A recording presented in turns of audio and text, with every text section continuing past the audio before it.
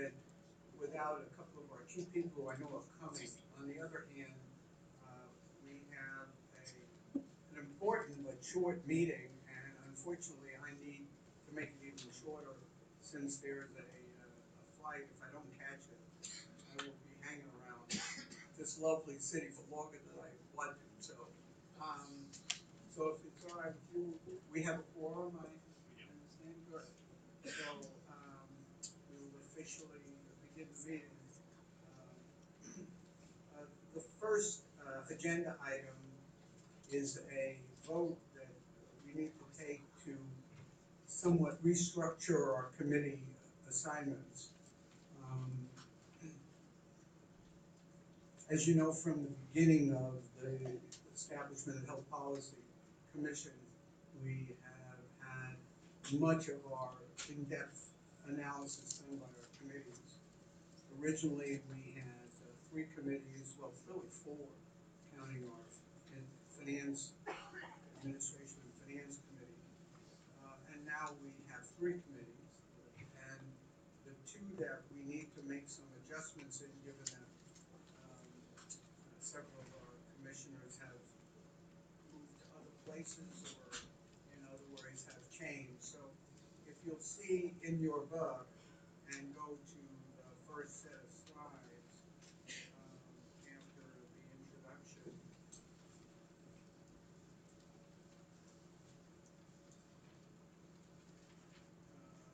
the proposed committee assignments.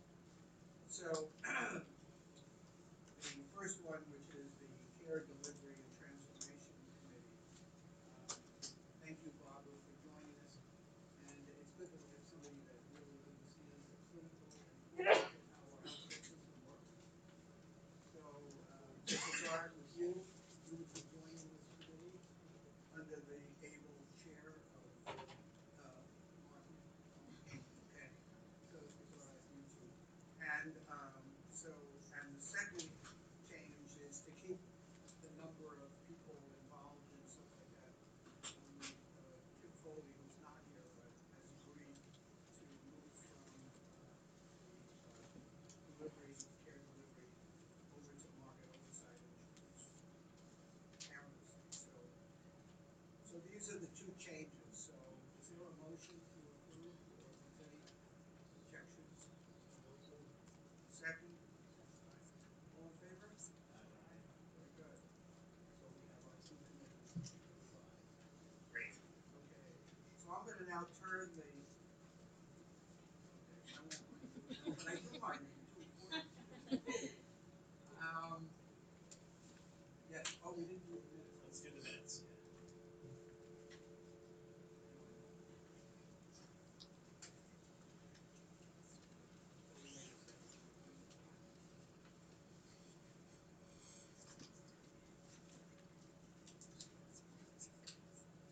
So we have the minutes. We need to approve the minutes of the February 13th. Hey Kim, sorry I needed to get going, particularly since you were part of it, but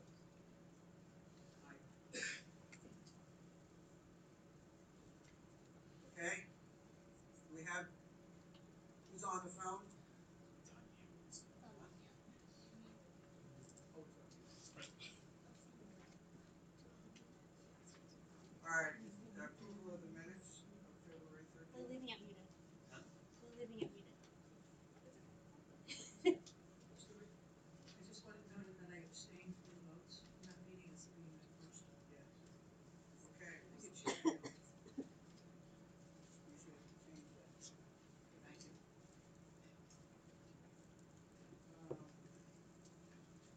Okay, all in favor of approval of the revised minutes?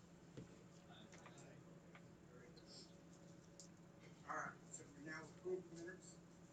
We've approved the new committee composition, so we moved from the market delivery from the care delivery over to the market. All right, I'm going to turn it over to you, David. Okay, great. Good afternoon, everyone. As you said, Chair Altman, this is a short but efficient meeting. We're all about efficiency here at the Health Policy Commission. But the brevity here is no reflection of the importance of the vote here today. So just to preview the agenda really quickly, we will have a discussion, a further discussion of the healthcare cost growth benchmark, including a vote for consideration for setting that benchmark for calendar year 2020. We're then going to talk a little bit about the performance improvement plan process, and this is our fourth cycle through the performance improvement plans.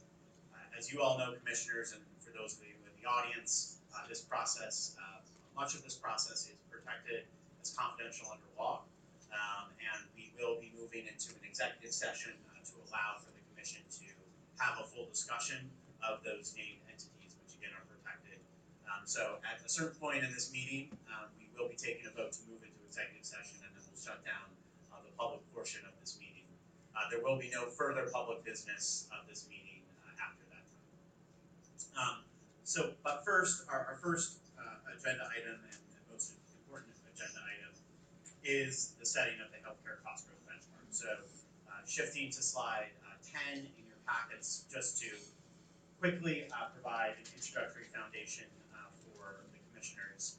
Much of this material was presented and discussed at the hearing, which we had not that long ago, so I'll move very quickly through it. But just as a reminder, this is a part of an annual cycle that includes transparency and accountability by the Health Policy Commission and CHIA throughout the calendar year, and is one of the critical organizing principles of Chapter 224 and our efforts here in Massachusetts is the healthcare cost growth benchmark and setting this target. It's a target for total healthcare expenditure growth, which is defined as all public and private healthcare spending in the state, including out-of-pocket spending by consumers in the form of copays and deductibles and coinsurance, as well as the net cost of private health insurance. As we talked through at the hearing, the HPC's authority to modify the benchmark is prescribed in law and is subject to potential legislative review. So as prescribed in the law for the first 5 years, the benchmark was established as equal to the potential gross state product, which is a long-term estimate of the state's economic growth. So it was 3.6% for the first 5 years, and this commission had no authority to modify from that position under the law. For the second 5-year window, here as described in Chapter 224, the commission does have the authority to modify the benchmark, but it is limited. The default rate is set at that economic growth rate minus 0.5% or 3.1%. And the Health Policy Commission can modify it to any number between that default rate of 3.1% up to 3.6%. If there is a vote here today to modify, that will trigger a further legislative review. If there is a vote here today to stay at the default rate of 3.1%, we will give notice to the legislature, but there will not be a further review process. We are in the third year, by the way, of this second 5-year period, and you may say, well, how is that possible, David? The Health Policy Commission hasn't been around for 8 years, and yet this is the 8th time that we'll have a benchmark. Important to note that we are setting the benchmark for next calendar year. So this is the benchmark for growth between 2019 and 2020. So this is really the benchmark for the future year. And that is intended as a way to give the market ample time and opportunity to know what the benchmark and the target is that they will be judged against in the future.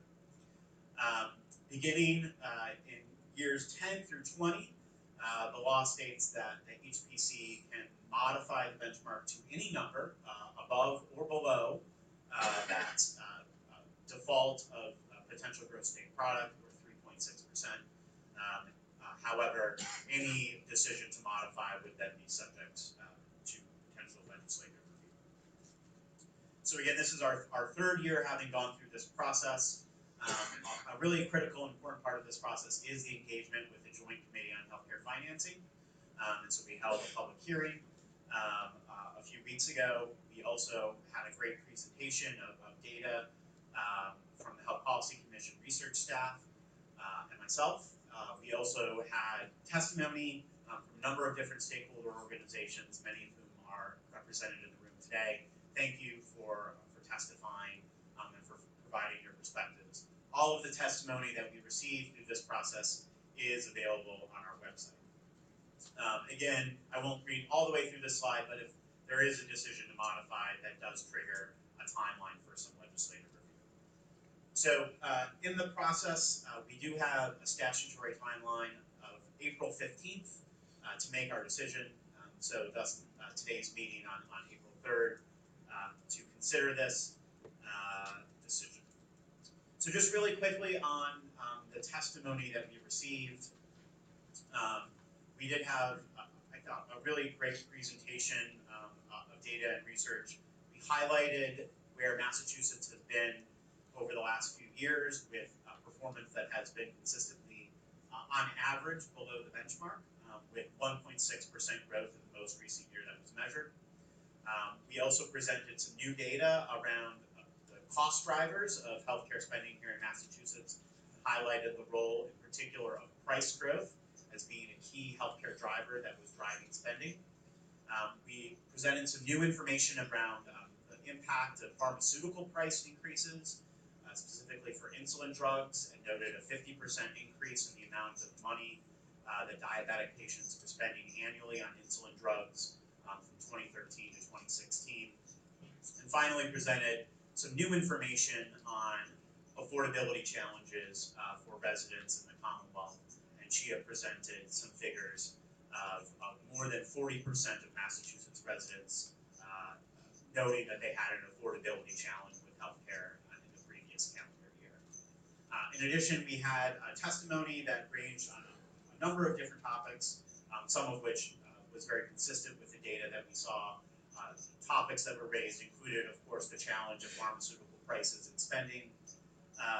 There was some testimony around the increases in hospital outpatient spending, and some questions, some great questions from commissioners and joint committee members around what is driving hospital outpatient spending.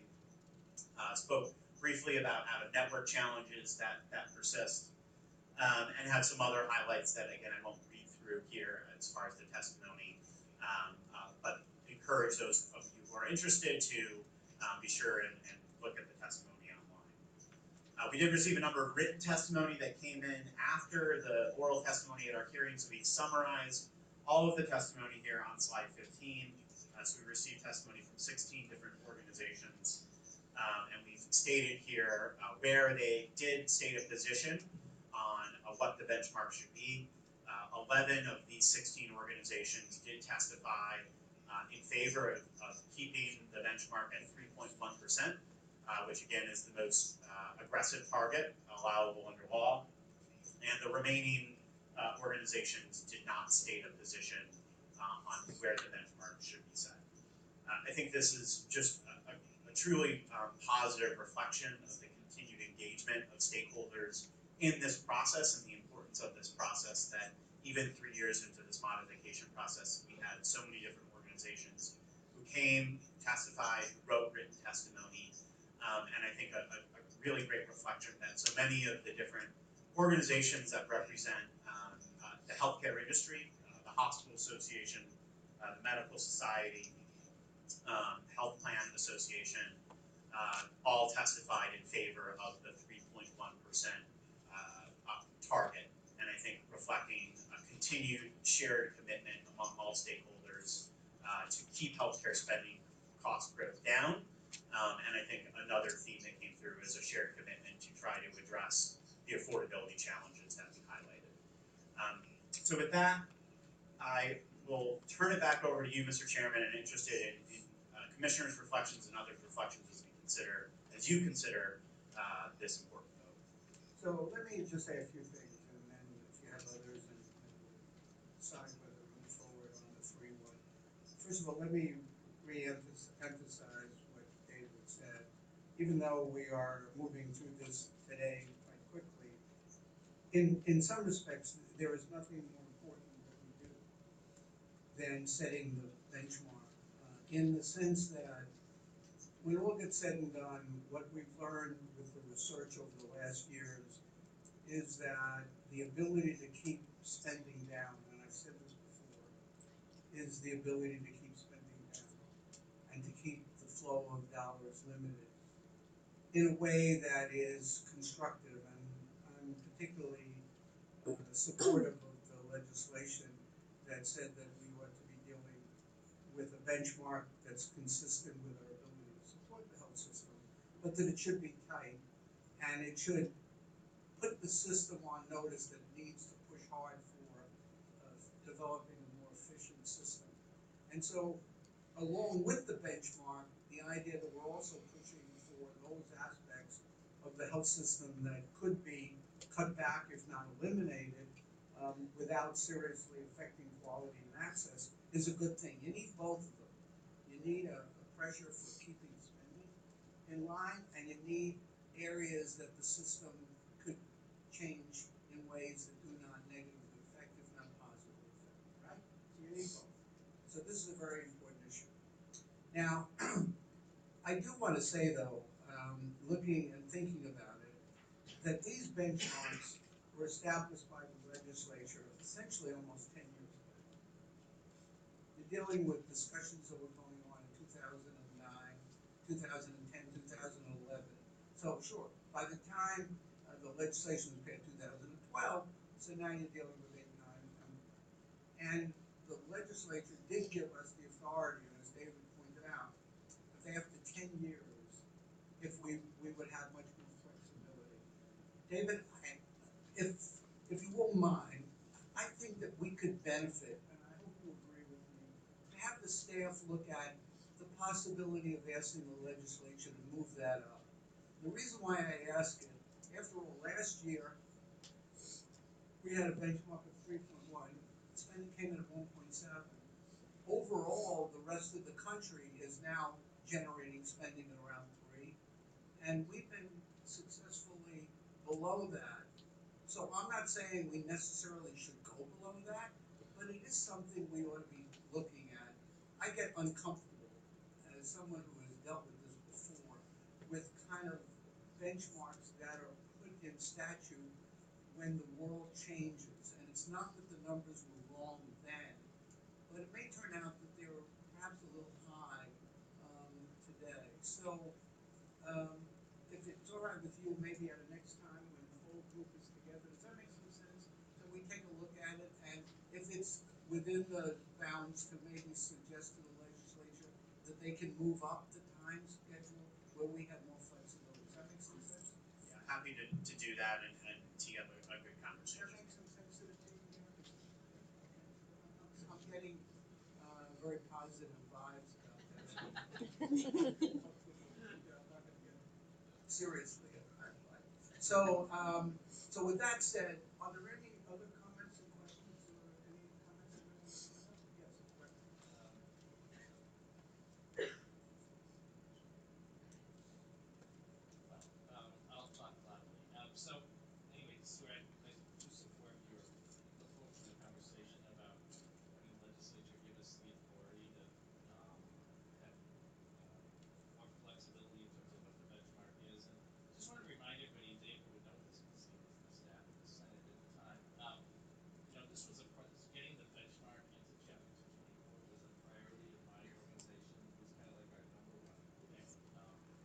And we were joined by GBIO, the representing consumers, so it was kind of interesting. It was a business and consumer coalition, and a lot of the stakeholders weren't there. They weren't necessarily opposed, but they were very leery of this. And we said, if we want to measure our success as a commission, we need to have a very clear metric, and that's what this provides us with. It's given us the ability to, I think, really make some progress. And I'm thrilled to see all of the stakeholders that participated in the hearing or stood testimony is all agreeing to keep it even at the lower amount. I mean, I think the fact that they're all at the table and kind of have this shared commitment has been important to our success and will be going forward. So I guess I just wanted to thank all of these groups for this great effort here in Massachusetts to collectively work to reduce utilization. Thank you very much.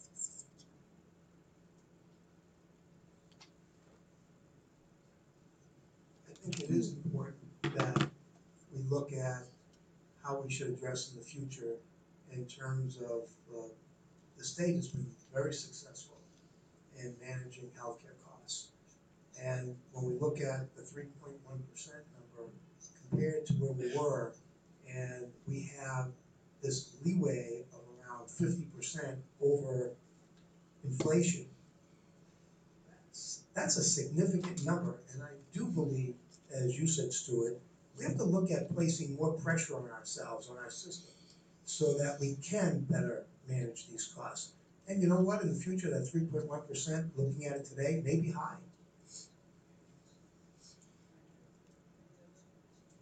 not, I would entertain a motion to approve the 3.1%. Second. All in favor? Any opposition? Abstentions? It's unanimous, and you can send an appropriate note to the legislature, so informed. Right, very good.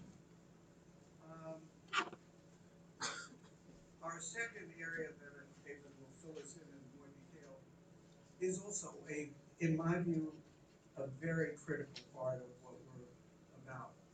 And just to remind you, David will probably better, but one of the authorities that we do have is to look at the individual activities of health plans and delivery systems in terms of how well they sort of behave relative to that benchmark. And when they exceed the benchmark, particularly when they exceed it by more than a trivial amount, we have the ability to pull them in and question why that's happening, and more importantly, what they're going to do in the future to make sure that those growth rates are not excessive in comparison to the benchmark. And again, I would support what you said, Rick, that we have found, almost without exception, that almost every health plan, almost every health provider takes this seriously. And when our staff goes out and speaks to them, they treat them, they genuinely want to stay under the benchmark. But it's an important component of what we do to make sure that this part, because it sort of builds up, as you pointed out, it builds an environment of keeping spending in mind. And I think it's had a big impact. And I really want to commend the staff. I mean, and all of you have seen the amount of detail they provide. Thank you so much for you and for your team. I mean, I can't be more impressed by the kind of diligence that you put into it, the data that you put. And it allows us to really understand. And when I go around the country and talk to other states, I put the PIP program at the highest level, and it's something that they need to look seriously at. So I want to thank you, and of course, David, you get a little credit for this, but mostly for Kara. All right. With that said, now you can repeat it what we're doing. Yeah. Said that very well, Stuart. So I will not repeat it. So here is an overview, just really briefly. So just for this portion, as said, we're limited in terms of our discussion around talking about specific entities, but do, in the interest of public transparency, want to, again, lay out the process, lay out some aggregate trends that we are observing in this process, but then we'll close and move into executive session. Stuart, as you said, this is the benchmark is a statewide benchmark on statewide total healthcare spending growth. This is an opportunity to look at individual organizations and individual entities, both health plans and providers, and to have an accountability process for each organization's performance against the benchmark. Understanding that when we go from a statewide to an individual organization, the amount of variables that could impact each entity's performance multiply, and the amount of nuance and kind of expertise that this commission brings to this review process, I think has been a hallmark of how we've conducted our work over the last 6 years. So this process starts with CHIA providing a confidential list of healthcare entities to the Health Policy Commission who have exceeded the healthcare cost growth benchmark, or who have excessive healthcare costs that threaten the healthcare cost growth benchmark. This is our fourth cycle of review of one of these lists. And once we receive the list, we perform a review of every entity that's on that list to determine whether a performance improvement plan is warranted. This entire process is laid out in regulations that the Commission promulgated a few years ago. As you can see, steps 3 through 6 on this slide begin with the Health Policy Commission requiring an entity to submit a proposed performance improvement plan, which is an 18-month plan intended to get that entity's performance in line with the benchmark. The Commission, to date, has not required a performance improvement plan, so we have not taken steps 3 through 6 on this performance slide. But as we'll walk through, even in step number 2 here, there is a significant process that the Commission undertakes. Just as by way of a little bit of history here, as I mentioned, this is the 4th cycle that we have gone through this review process. And you can see all the way on the right here, this is the 2019 HPC cycle. We are examining entities whose performance was referred to us by CHIA based on 2015 to 2016 final performance. Importantly, CHIA uses only final data. In the first year, they used both final and preliminary data. They use final data, so there is a not insignificant data time lag that exists by the time that we get this list and begin this review process. That being said, I think one of the things we have brought to this review process is that having identified entities on this list, we intend to, and where the Commission finds concerns, we go and talk to those entities and we ask for more up-to-date information, that they may have, and we will certainly review more up-to-date information to help inform whether the Commission would, at some point, decide to require a performance improvement plan.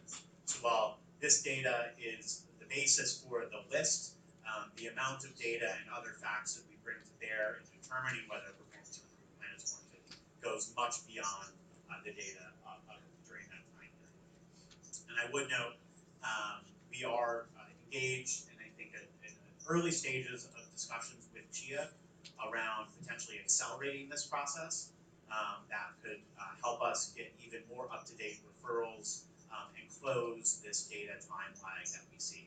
And we're hopeful that optimistic that that process may actually be able to speed up this time period by as much as a year.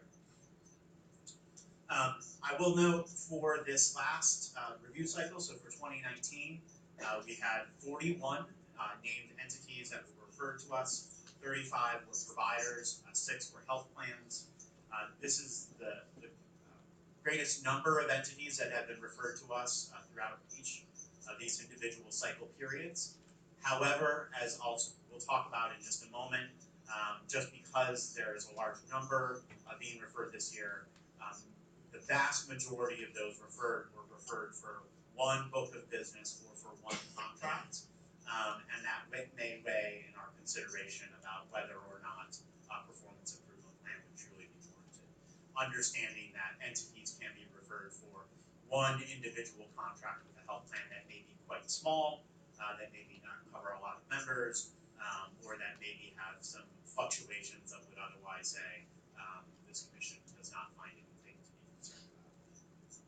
So just to talk a little bit about our review process and some of the trends we're seeing, I'm going to turn it over to Kara, who leads this entire effort.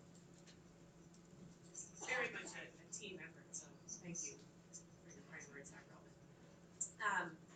So, as David alluded to, the list of entities that we refer each year is review each year is referred to us by CHIA, and they use a very strict quantitative threshold for determining that review, that referral, and they apply that standard at the contract or book of business level. So they intentionally cast a relatively wide net and wind up referring any payer or provider who had even one contract or one book of business that meets this quantitative threshold. The Health Policy Commission's job then is to perform a more comprehensive, contextualized review of what's going on with that individual payer or provider. So we look not only at the referred contracts or books of business, but also at the other books of business or contracts that were not referred and other relevant factors about the entities such as their size and market position, their pricing, their referral history. Have we seen them on the list in years have been out of their control that were triggering their referral. And through this process, all of which we do before notifying entities that they were on the list, we're able to close review mentally for some of those organizations where we can identify there's really no concern, one contract, one small piece of their business, but overall an entity is performing well. And that's what the commission will be doing in the executive session today. So that's step 2 in the process, deciding where to continue review and where to close review. After that, staff meets with those entities where you have questions or want further information. We solicit additional information from them. And that information that we get is usually a combination of specific questions that we've asked about based on what we're seeing in the data and information that the entity has internally that they think can help explain why their costs were going up. We obviously share all of that information with the commission and come back in another executive session, probably summer or early fall this year, at which time the commission decides whether or not to conclude review, continue review, or vote to require a performance improvement plan. So, as David mentioned, this is the largest list that we've seen to date, 35 providers and 6 payers. But as you noted, the vast majority of those entities were referred for only a single contract or a single book of business. In 2015 to 2016, which is the time period that we're looking at this year, the state as a whole came in at 3.0% THCE growth, so under the benchmark in that year.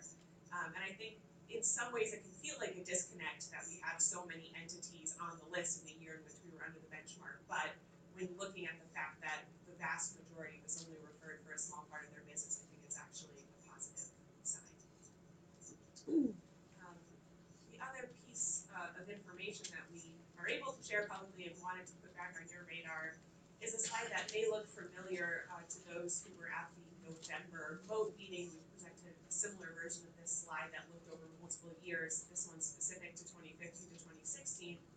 But what we're trying to look at here is the disconnect between growth in unadjusted TME, which reflects real dollar spending and is similar to the benchmark, which is not risk adjusted, versus health status adjusted TME, which takes that actual dollar spending and adjusts it for differences in the health of the patient population.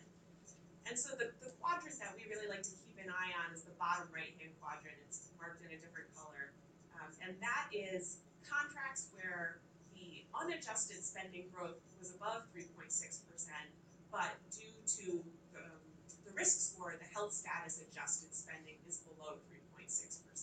So these are contracts that typically don't get referred to us in the process. We may have an ability to look at some of them if a provider or a payer's other contracts were referred and they fall into the review. As I said, we do a comprehensive review of an entity if at least one of their contracts is concerning. But there are some entities in this quadrant that won't be on GIA's list at all, and we really have no ability to solicit further information from on any year. And so this makes up about a quarter of the contracts this year, which is consistent with past years. If you want to flip to the next slide, just to sort of reiterate, this is an extremely complicated piece of this analysis because the health status adjustment is critically important. It is very important that we take into account the fact that different entities have different patient populations. The same entity has a different patient population over time sometimes, and we don't want to see cherry picking where payers or providers are trying to avoid sicker or higher cost patients because they don't want to be accountable for that spending. So it is critically important. That being said, payers and providers have told us in this process that not all increases in risk score are related to changes in patient acuity.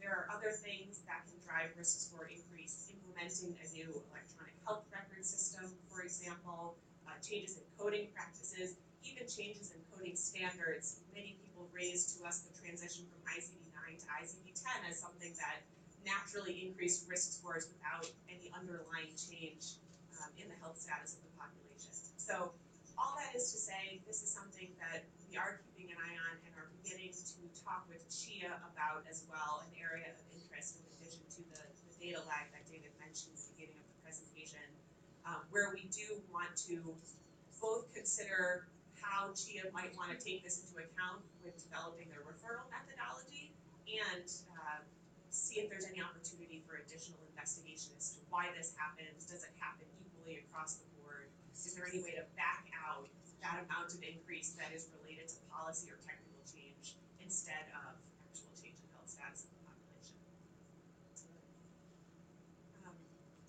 So the last slide here is just a timeline, but I think we've laid it out earlier. The executive session today is focused on continuing or concluding review, not whether or not to require a PIP. We expect that vote would take place later this summer or early fall. So if there's any specific questions on the general, if not, at some point we will move into executive session. Just one quick Yeah. question. Last point, and building off Chair's recommendation earlier about sending messages to the legislature about certain changes. Going through what you're does it require legislative change to do what you're suggesting, or is there within the powers of CHIA to do to look at the way you're suggesting? Is there a need for any change to the statute to address that issue? I think that's a good question for CHIA's legal team. Their statute says it includes the term based on health status adjusted total medical expense. They currently use a two-pronged referral pattern. The first is simply if the growth in HSA TME was above benchmark, that contract automatically gets referred. They have, in an attempt to address this exact issue, layered on a second referral standard that takes into account the size of the entity, their baseline spending levels, and their growth in unadjusted TME. Admittedly, fewer contracts have come in referred under that prong than I think they or we expected, so it hasn't been quite as strong a hook as we were thinking. So they absolutely have some room to change their referral standard. They've done it in the past through a public comment process. Whether or not they might need legislative change would, I think, depend on how much they want to divorce themselves from that HSA TME metric. All right, any other further questions? If not, we need to have a vote to go into executive session. Is that the next on the agenda? We do. It is a roll call vote. Okay, so just so you remember, so this allows us to go in depth about individuals which could not be made public. So why don't we start, Lauren? Rick Floyd, yes. Foley, yes. Stuart Altman, yes. All right, so I want to thank everyone for joining us at this short but very important meeting. So thank you